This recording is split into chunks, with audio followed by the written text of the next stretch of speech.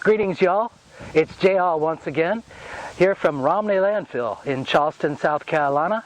It is Tuesday, October 1st, about 4 o'clock in the afternoon.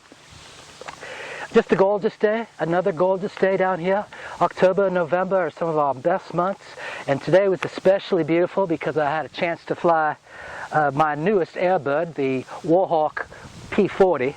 That's the Curtis P40, and I've flown this plane about 10 times now, and that's enough for me to trim her out and get her to fly the way I would like her to fly and understand her flight characteristics.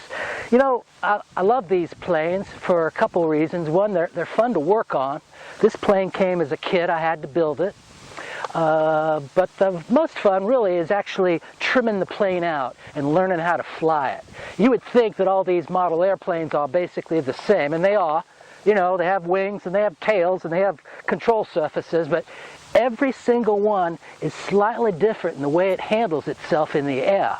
And this plane is particular in that it has some very peculiar characteristics. Now, the P40 Warhawk, as you can see, has a very large nose on it.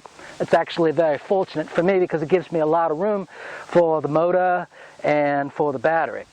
But also, the way this plane is set up, it's rather heavy for its size. It's 39 inches is the wingspan, but this plane weighs in at about 3.5 pounds. Now, by itself, that means nothing to you. I realize that, but if you compare that back to my Park Zone P51, which was comparable in size, that plane weighed, as you recall, about 1.75 pounds, less than 2 pounds. This plane is all loaded with the battery, with the motor, about twice that weight. So she's going to fly a little differently, as you can imagine.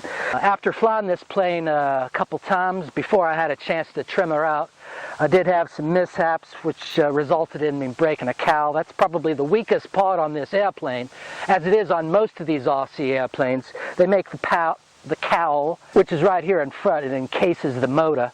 That's usually made of a polystyrene. It's very brittle.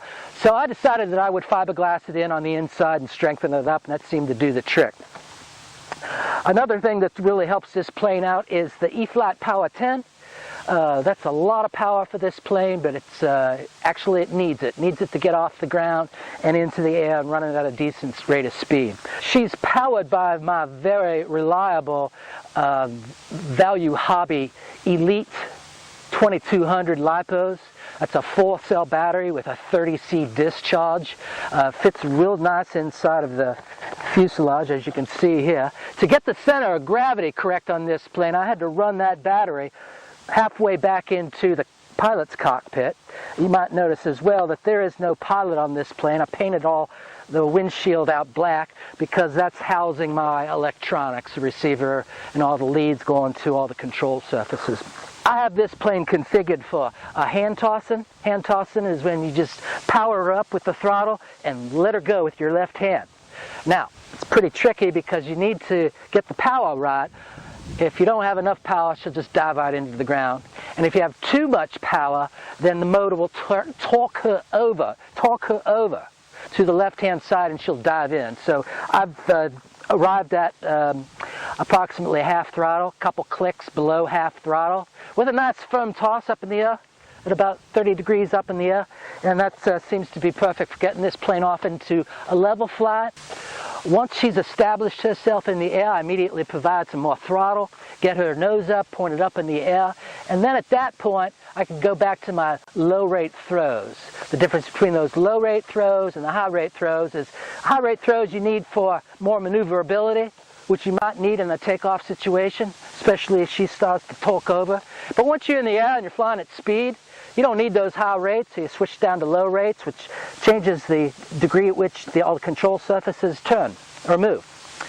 So I'm very happy with it. It's been a pleasure to fly. I must say I'm as pleased with this plane as I was with my E-Flight P38 Lightning. You might recall that I had a couple versions of that plane last year, which unfortunately crashed. I'm quite certain that in not too distant future, this plane might end up with the same fate. You crash these planes, there ain't nothing you can do about it except fix them or rebuild them.